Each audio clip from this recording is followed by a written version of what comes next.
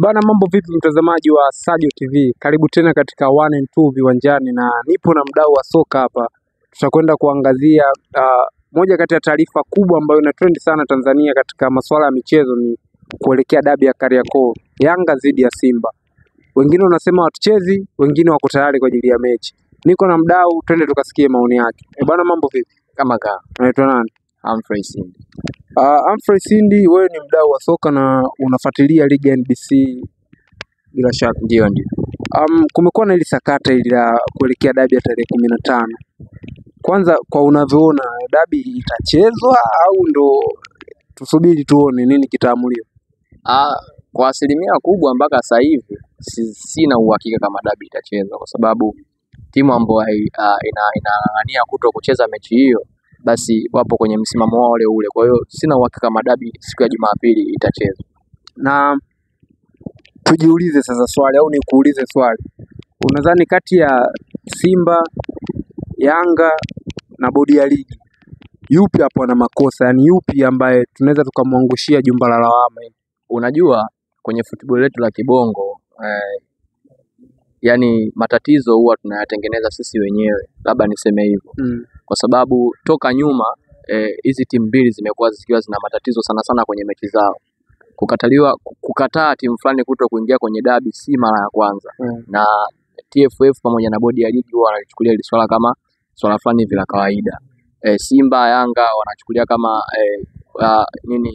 TFF pamoja na bodi ya ligi ni kama uani kwao tu, kama mwembe wa uani, si ndio? Wanajiamulia tu maamuzi ambayo wanahitaji wao. Kwa hiyo sasa hivi bodi ya ligi na TFF wenyewe wanaanza kuona madhara ambao wao walikuwa wanayatengeneza toka huko nyuma, si ndivyo?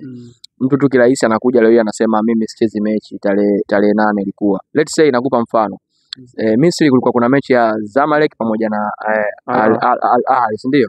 Ambao Zamalek waligoma kucheza game hiyo kwa sababu ya kuletwa refa ambaye yupo ndani ya nchi yao, kwa sababu wenzetu dabi zao waga wanachukuaga marefa nje ya nchi yao, si ndio? Ambao wana quality hali ya juu kwenye soka. Wamekataa kucheza mechi hiyo, lakini kwenye bodi yao ya ligi wameenda straight kwenye pointi. Tumekukata pointi 3, tumempa Al Ahly, mambo yameisha. Tanzania hatuwezi kufanya hivyo. Maana yake nini? Ninachomaanisha kwamba inaonekana kwenye hizi timu zote mbili, hususan timu ambayo inahitaji kucheza, kuna mtu yuko nyuma yao. Ndio maana wao wanajiamini sana na tarehe 15 kwamba game itachezwa. Na tusipoangalia unaweza ukashangaa pointi 3 wanakatwa Young Africans. Kwa hiyo nafikiri mimi naweza nikana mlaumu sana bodi ya ligi, kwa sababu yeye ndo kayatengeneza haya yote mpaka hivi sasa tunafikia katika hatua ya timu kuidharau bodi. Ni kitu ambacho cha ajabu sana. Okay, sawa. Tunatamani mpira wetu uendeshwe kiprofessional. Unadhani bodi ya ligi ya sasa hivi inajitosheleza au ni muda sahihi wa kupisha waingie watu wengine katika bodi ili kuhakikisha ligi yetu inazidi kuwa bora? Yaani kuna kitu kinaitwa kurithishwa.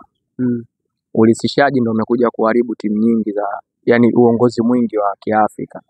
Watu ambao waliacha uongozi kwenye taasisi za TFF pamoja na bodi ya ligi ndio wamekuja kuharibu hata viongozi ambao wako sasa hivi. Labda nikwambie kitu kimoja, kuna timu ambazo zipo kwenye ligi na hazina wadhamini, zinapata pesa kupitia hii bodi ya ligi kupambania kupata sponsors, ili mradi timu hizi zipate angalau kapesa kadogo kwa kusajili baadhi ya wachezaji ili mradi waweze kuperform. Siwezi kusema kwamba bodi ya ligi ni mbovu, sawa, namna walivyorithishwa na watu wa nyuma kwamba ukitaka kufanya hivi nenda hivi, fanya hivi nenda hivi. Sitaki kuwalaumu kwamba bodi ya ligi wamezingua. Labda nikwambie kitu kimoja, TFF sasa hivi, rais wa TFF unaona wana ugomvi kabisa na Young Africans. Yaani ukiona kabisa kuna ugomvi. Mpaka nafika kipindi Yanga anasema wachezi, yeye anasema kama wachezi waende kucheza sinema zetu.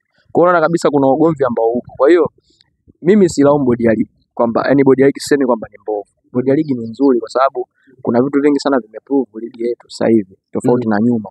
Lakini ninachotaka kukisema kwamba wamerisishwa vitu ambavyo sivyo tunavyohitaji kama sisi watu wa football, ndio mpaka tunapelekea kufikia huko ambapo tunapaona sasa hivi. Shukrani sana.